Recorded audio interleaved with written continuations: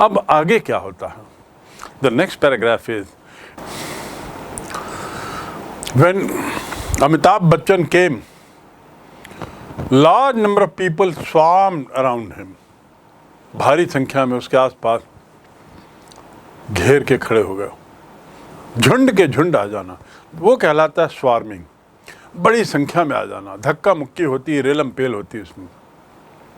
तो I was talking about enforcing benefits, ऐसे फायदे जो उन पे लादे जाते हैं। फायदा कौन नहीं लेना चाहता, पर ऐसे फायदे का मतलब नहीं जो मेरे जीवन में, जिसकी मुझे आदत नहीं है।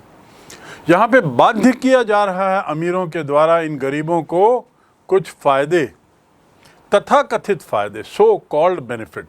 दे were not of benefit to them, they were so called benefit. एक गांव वाले को, गरीब व्यक्ति को मैं सोफ़ा वगैरह दे दूं, डाइनिंग टेबल दे दूं, उससे उसका फ़ायदा है क्या?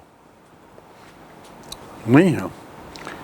2 जून का खाने का पैसा नहीं है, लेकिन मैं सोफ़ा दे रहा हूँ, डाइनिंग टेबल दे रहा हूँ।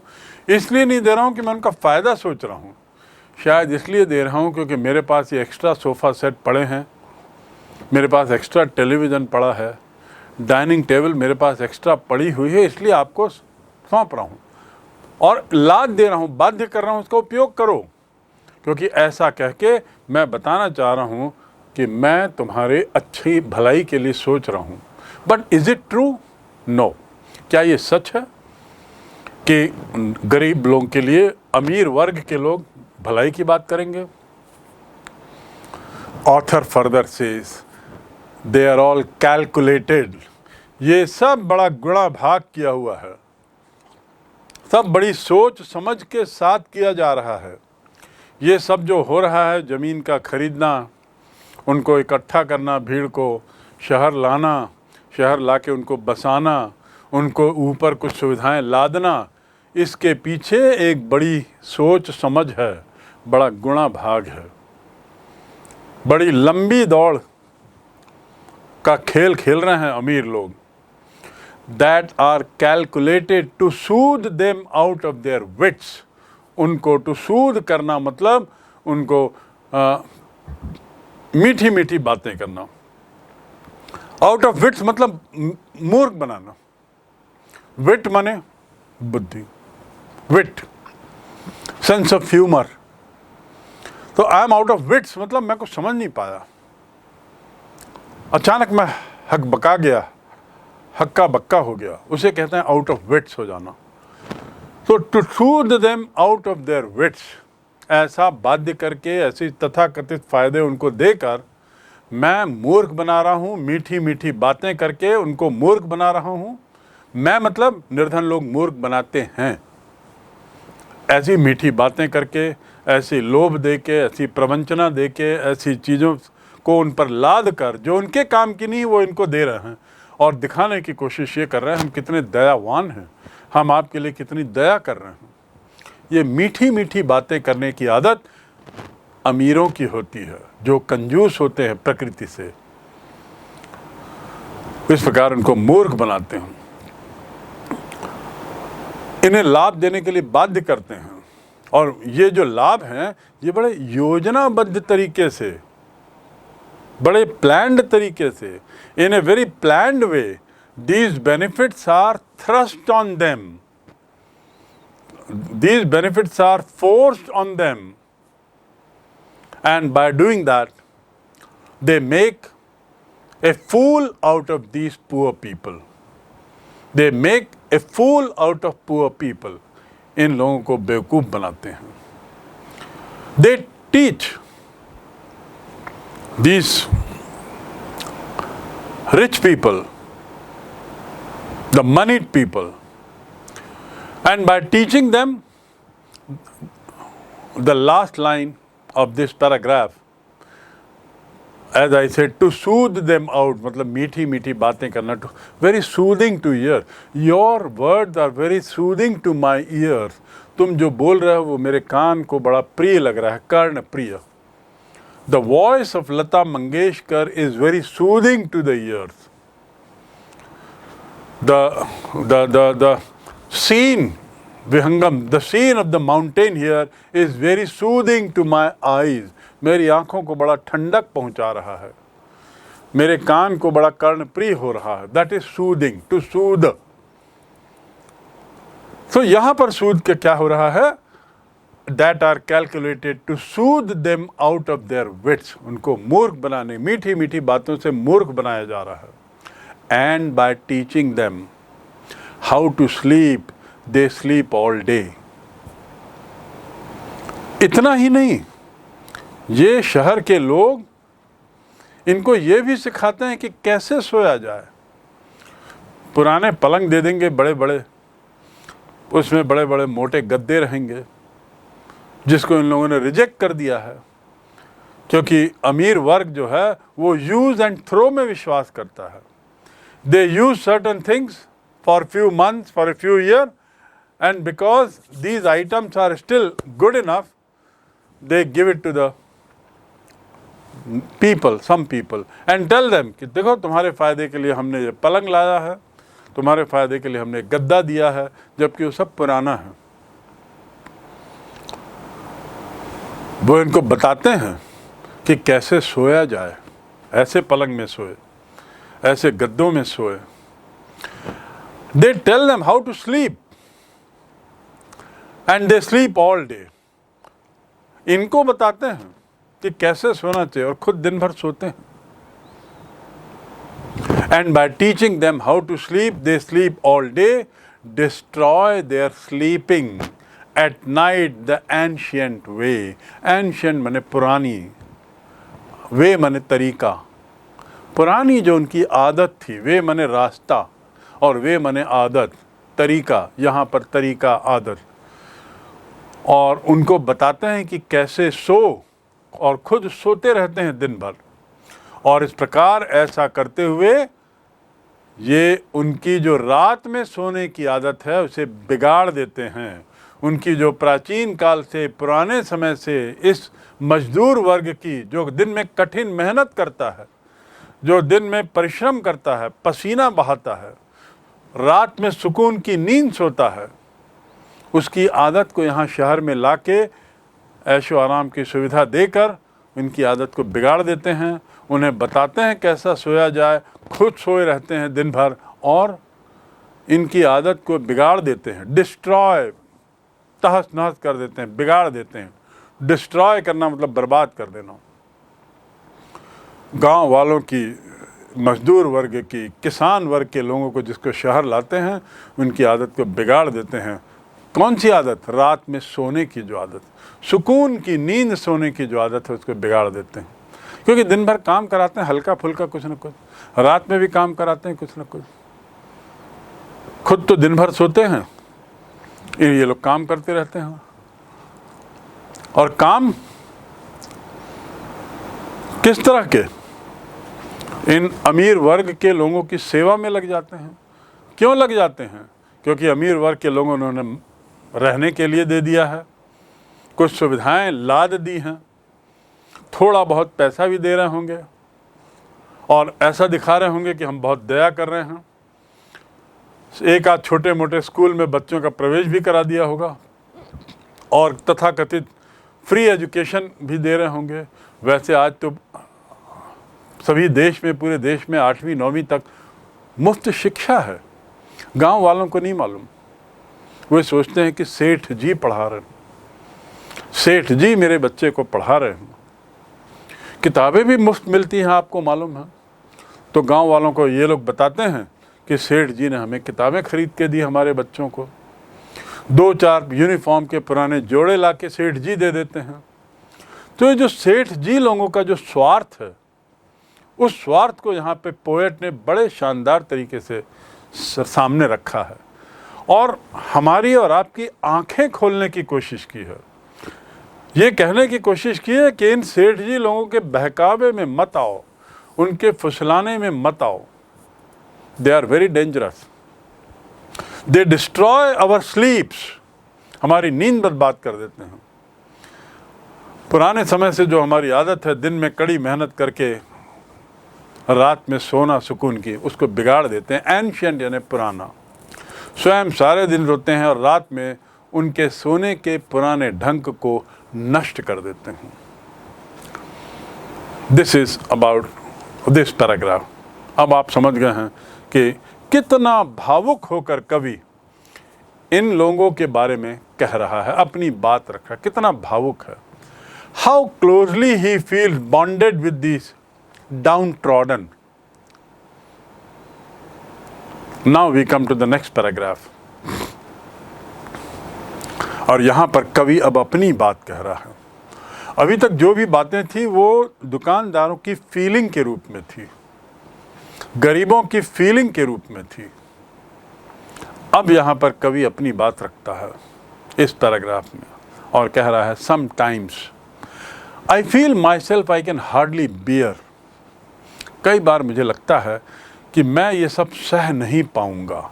टू बियर माने सहना, हार्डली मतलब कतई। I can hardly tolerate you, मैं तुम्हें कतई बर्दाश्त नहीं कर सकता। आई कैन हार्डली क्लाइंब, मैं कतई चढ़ नहीं सकता क्योंकि मेरे घुटने में दर्द है। सो हार्डली मतलब कतई। I can hardly bear, bear माने सहना, बर्दाश्त करना। कभी कभी मुझे लगता है कि मैं ये सब बर्दाश्त कतई नहीं कर सकता। कवि कह रहा है, poet says I cannot beer, I cannot tolerate the behavior of this. What I cannot tolerate, what I cannot cannot like the behavior of these Sethjis, rich people. Sometimes I feel myself I can hardly bear the thought of so much childish longing in vain. Childish longing in vain. What is the meaning of this? Childish क्या होता है? एक शब्द होता है childish और एक शब्द होता है child like.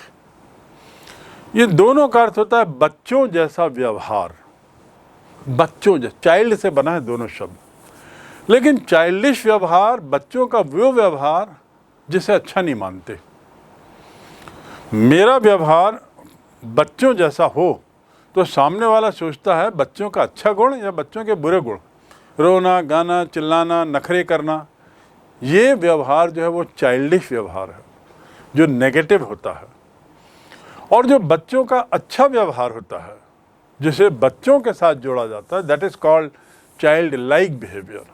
The positive qualities of child are called child like, while the negative qualities of a child, like crying, like breaking things, like demanding unnecessary too much, shouting and what not, these negative qualities are called childish, and plus many more, they are all negative qualities. The poet says the thought, what I cannot bear, what I cannot tolerate, मैं क्या नहीं सह सकता, ये सोच, thought मने विचार, so much childish longing in when, कि इनके लॉन्गिंग होना मतलब तीव्र इच्छा होना। लॉन्गिंग मतलब तीव्र इच्छा। I am longing for going to America, America जाने की मेरी बड़ी तीव्र इच्छा हो रही है। I am longing for my parents, I am longing to meet my parents, मुझे अपने पेरेंट्स से मिलने की बड़ी तीव्र इच्छा हो रही है। तीव्र इच्छा को कहते हैं लॉन्गिंग। टू लॉन्ग मतलब तीव्र इच्छा होना, LONG। लॉन्ग माने लंबा भी होता है और लॉन्गिंग उसी से बना लॉन्ग। बहुत लंबे समय से जो इच्छा हो, जो तीव्रता हो, वो कहलाएगा तीव्र इच्छा। सो what I cannot bear, I cannot bear this idea of these villagers where they long in vain। in vain मतलब व्यर्थ, in vain अर्थात व्यर्थ। व्यर्थ में जो बच्चों जैसी आदतें इनमें जो हैं, तीव्र इच्छाएं हैं। बच्चा बड़ी तीव्र इच्छा रखता है कई चीज़ों की, नहीं मेरे को यही मोटरसाइकिल चाहिए, खिलौना, मुझे गाड़ी की चाबी दो तो गाड़ी की चाबी के पीछे पड़ जाएगा, मुझे यही मोबाइल खेलना है, बस मोबाइल ही पकड़े रहेगा। These are all his childish longing. तो the poet says that I cannot bear this childish habits among the villagers, कि वो बिल्कुल पागल जैसे, बच्चों जैसे वो, उनमें कुछ तीव्र इच्छाएं हैं और वो इच्छाएं इन वेन हैं, बेकार हैं। इन वेन मतलब बेकार। All my efforts have gone in vain, मेरा सारा प्रयास बेकार हो गया। You are speaking to your boss all this in vain, तुम व्यर्थ में अपने बॉस को ये सब बातें कह रहे हो जिसका कोई मीनिंग नहीं निकलेगा बॉस के लिए। तो इन वेन मतलब व्यर्थ में, बेकार होना, व्यर्थ हो जाना, बेकार हो जाना। Sometimes I feel myself, I can hardly bear the thought of so much childish longing in vain.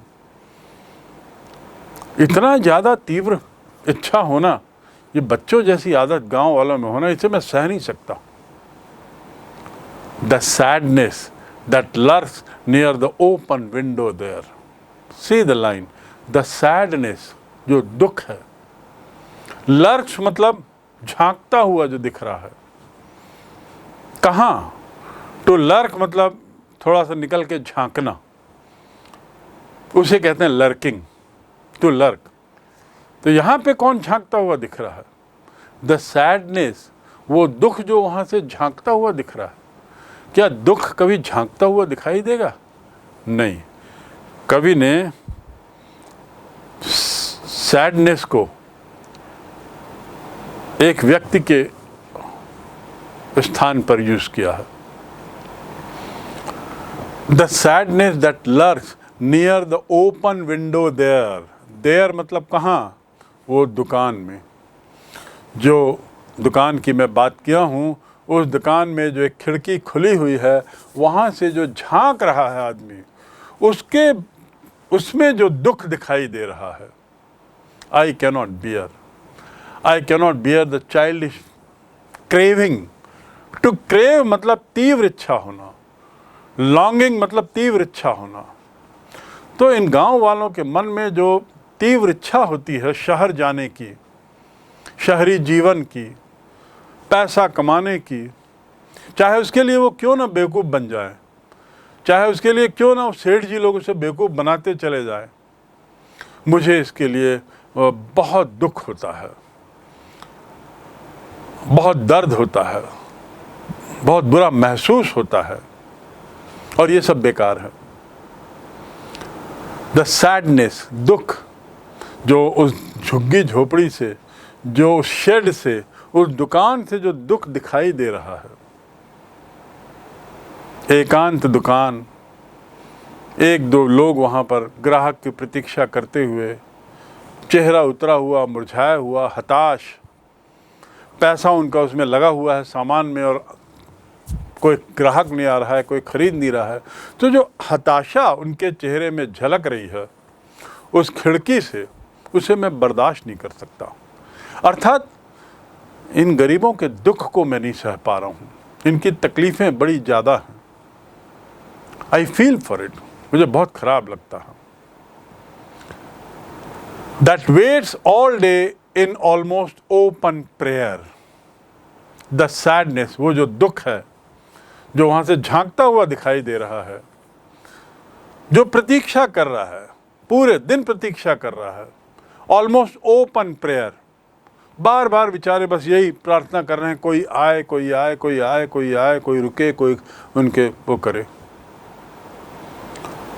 वो जो दृश्य है वो मुझे बड़ा दुखदायी हो रहा है, मेरे लिए असहनीय हो रहा है, बड़ा दर्द है मेरे को। For that waits all day in almost open prayer, for the squeal of brakes। अब देखिए ये शब्द, squeal of brakes, the sound of a stopping car। वो लोग दिन भर प्रार्थना करते हैं, दिन भर प्रतीक्षा कर रहे हैं, चेहरा मुरझाया हुआ है, खिड़की से झांक रहे हैं, कोई आया, कोई आया, और झांकते हुए वो देख रहे हैं कि कोई सी गाड़ी रुकी, उसकी आवाज़ आती है। काहे की आवाज़? Squeal of brakes. स्क्वील मतलब ब्रेक लगाने की जो एक आवाज़ होती है ना, तेज़ी से गाड़ी आ रही है और उसने ब्रेक लगाया तो उसकी आवाज़ जो आती है उसे कहते हैं squeal. Squeal of brakes. Brake की स्पेलिंग यहाँ देखेंगे, ब्रेक्स मतलब कार का ब्रेक, और इसकी स्पेलिंग BREAK नहीं है, BREAK माने तोड़ना। स्क्वील मतलब साउंड, जो किस तरह की आवाज़ आप समझ सकते हैं, गाड़ी के चै वाली जो आवाज़ होती, तेज़ी से चलती हुई गाड़ी जब ब्रेक लगाती तो जो आवाज़ आती है उसे स्क्वील कहेंगे। Squeal for the squeal of brakes, the sound of a stopping car, एक रुकती हुई गाड़ी का ब्रेक लगाने का जो आवाज़ आती है। Of all the 1000 selfish car that pass, वो भी एक आध गाड़ी की आती है, हजारों गाड़ियाँ सेल्फिश कार्स, कार कभी सेल्फिश होती है? सेल्फिश कार मतलब सेल्फिश यानी स्वार्थी, mean. You are very selfish, तुम बड़े स्वार्थी हो यार, अपनी ही सोचते हो, अपना ही फायदा देखते हो। सेल्फ, उससे बना सेल्फिश, स्व की ही चिंता करने वाला। The one who thinks about himself is called selfish, the one who is not bothered about others is called selfish. So, of all the 1000 selfish cars that pass, selfish cars का अर्थ होता है car में बैठे हुए selfish लोग। Poem में car का शब्द का उपयोग किया है, कार में बैठे हुए लोग। ऑफ ऑल 1000, हजारों कारें आ जा रही हैं, उसमें से एक आध गाड़ी कोई सी रुकती है, उसका ब्रेक लगता है, आवाज़ आती है और कार रुकती है। Just want to inquire what a farmers price are, और वो रुकती है और वो ये उसमें एक आध गाड़ी ये पूछती है कि सामान की क्या कीमत है। What a farmer prices are, कि भैया सामान की कीमत क्या है। ले दे के एक गाड़ी रुकी हजारों गाड़ियों में, दिन भर की मैं प्रतीक्षा कर रहा हूँ, तनाव है, चिंता है, कोई कमाई नहीं हुई है, पैसा अलग लगा हुआ है, और वाइल्ड बेरी और ये जो फल मैंने लगाए हैं, रखे हैं, वो भी पुराने हो जाएंगे और कीमत कम हो जाएगी, जितने में ख़रीदा है उतना पैसा भी शायद ना मिल पाए। तो ये सब चिंताएं गरीबों के मन में हैं, और इसका मतलब ये कवि ये कहना चाह रहा है कि गरीबों की कितनी सारी चिंताएं हैं, और इन चिंताओं में कुछ लोग ऐसे आ जाते हैं जैसे कि एक गाड़ी रुकी और बड़ी मुश्किल से, और वो पूछती है कि कीमत क्या है, what are the prices are, and one did stop, एक रुकी भी, but only to plough up grass, गाड़ी एक रुकी भी। अब कभी कहता है कि वो तो बेचारा प्रतीक्षा कर रहा है निर्धन कि कब कोई आए, कब कोई रुके, अर्थात सिंबॉलिज्म है, प्रतीक है। गरीब लोग प्रतीक्षा करते रहते हैं कि कब उनका भला करने वाले लोग आएं, लेकिन वो भीख नहीं मांग रहा है,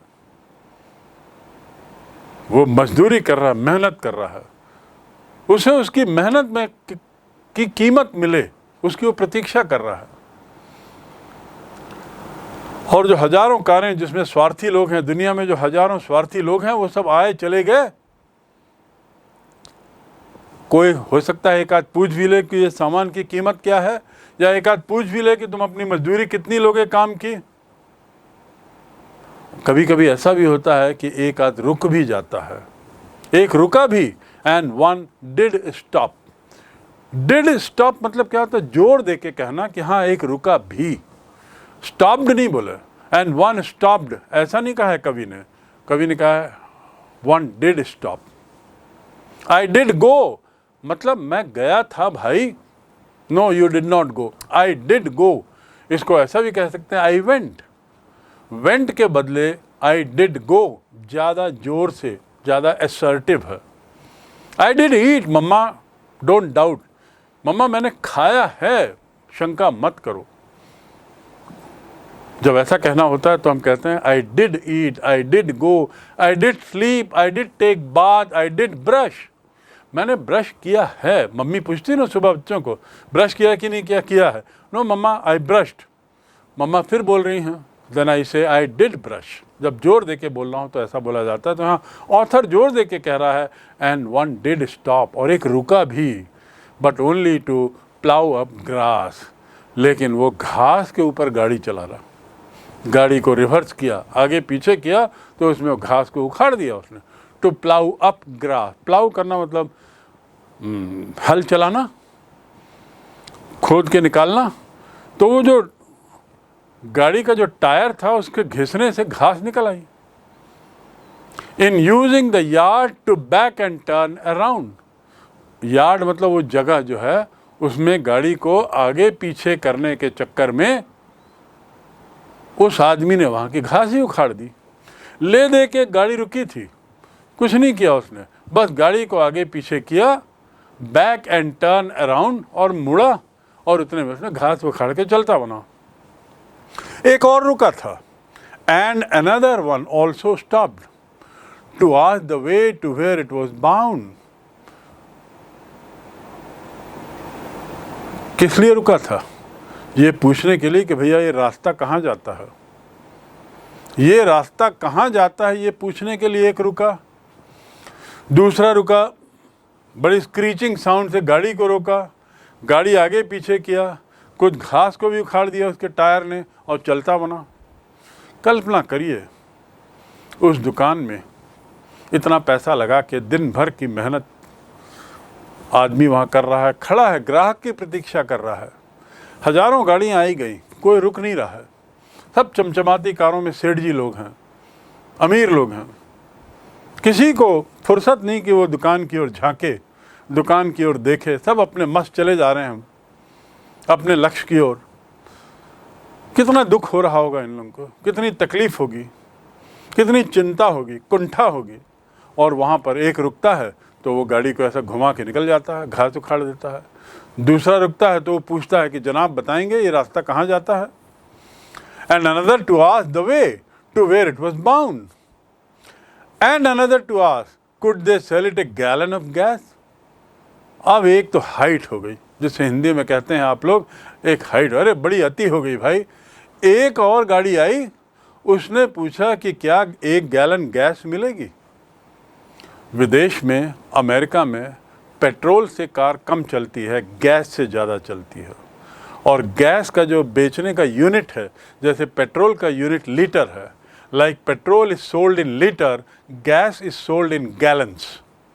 गैलन माने quantity of gas. 10 gallon means that much quantity of gas. So one car also stopped, one more car. And you know what he stopped for? To ask this poor man, to ask this very poor man, do you have gas? Can you sell me gas? Probably उसकी गाड़ी का gas खत्म हो रहा होगा. And now he is asking this poor man, can you sell me the gas? Can you please get me 1 gallon of gas? Imagine what a taunt. ये सब चिंता के बाद यदि कोई ऐसी बातें करे तो ऐसा लगता है मानो किसी ने मुझे तमाचा मारा हो.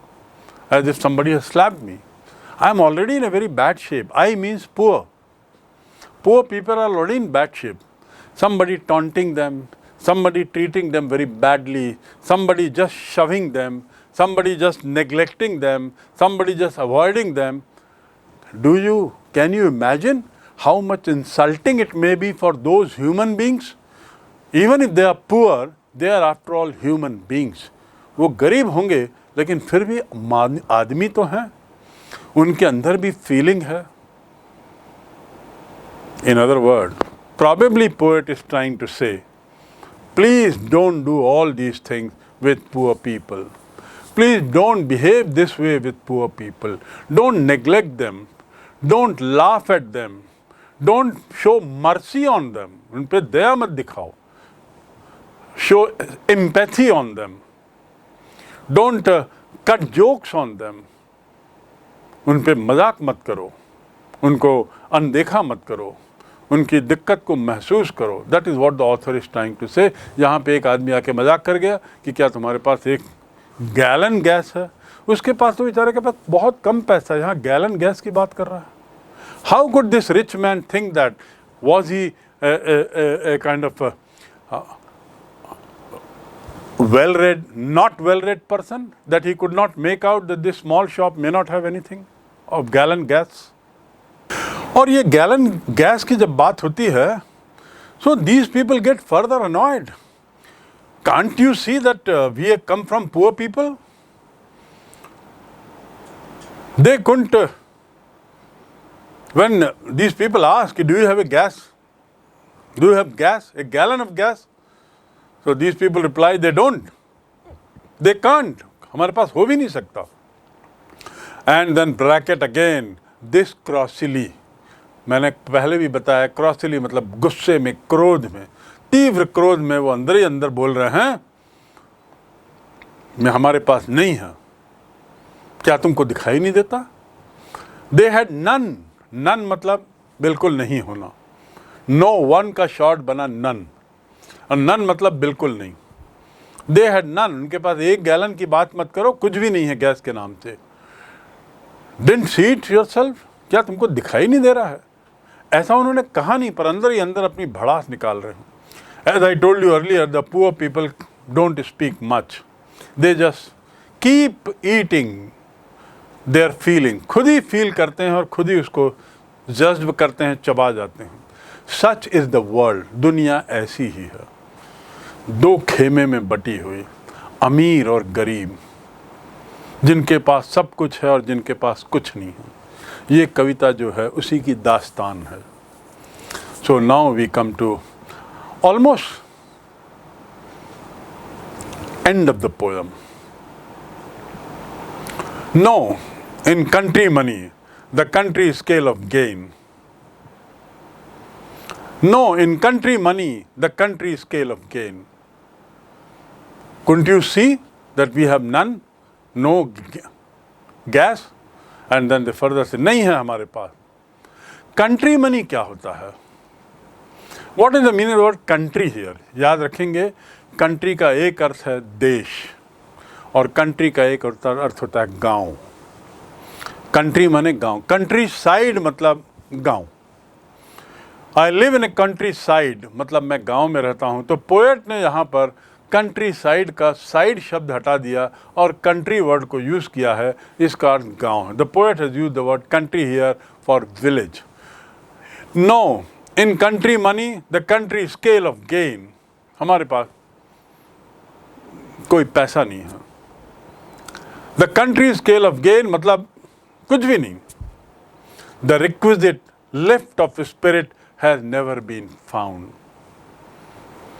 कंट्री गेन मतलब क्या होता है? गेन माने फायदा, प्रॉफिट, जो चीज पाई. उनके पास कुछ फायदा भी नहीं हो रहा है. उनको गांव का पैसा कुछ भी मिल नहीं रहा है, कुछ फायदा भी नहीं हो रहा है. और तो और द पोएट से the requisite lift of spirit. Requisite मतलब उचित, पर्याप्त. लिफ्ट मतलब उठना.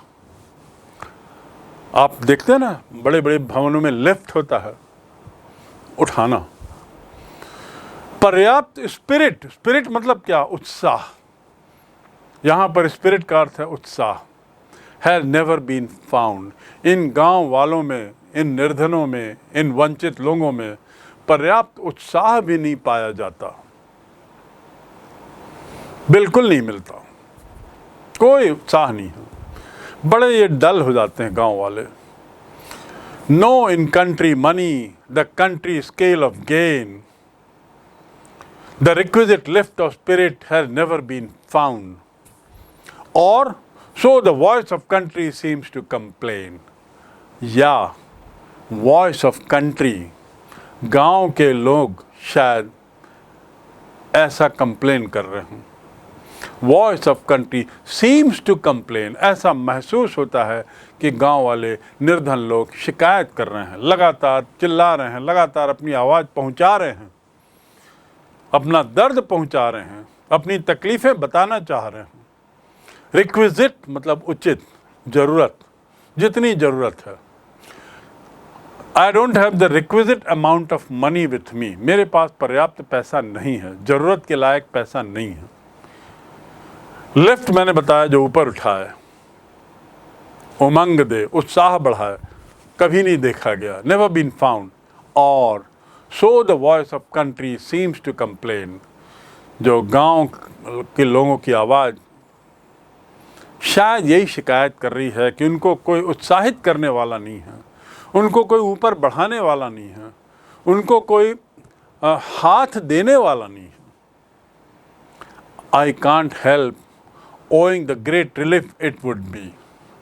Now we come to almost the last part of the poem. Poet says, I can't help. मैं कुछ नहीं कर सकता. Owning the great relief it would be.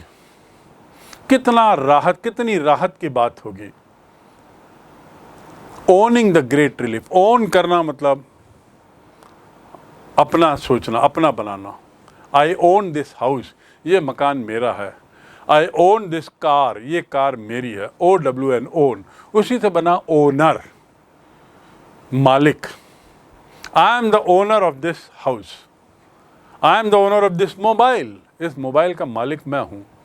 So poet says, no, in country money, the country scale of gain, the requisite lift of spirit has never been found. अब कभी बड़ा निराश हो रहा है यहाँ पे. मैंने कभी नहीं देखा कि ये लोग उत्साहित हों, कभी दिखाई नहीं दिया, कभी महसूस नहीं हुआ कि ये लोग उत्साहित हों, या ऐसा उनकी कम से कम आवाज़ से लगता है, वॉइस, आवाज़, ऐसा कम से कम मुझे महसूस होता है इनको देख कर कि ये लोग उत्साहित नहीं हैं. उसके आगे कवि कहता, I can't help owning the great relief it would be. मैं समझता हूँ रिलीफ कि इतनी जो राहत, कितनी बड़ी राहत मिलेगी इनको, मैं नहीं जान पा रहा हूँ. I can't help.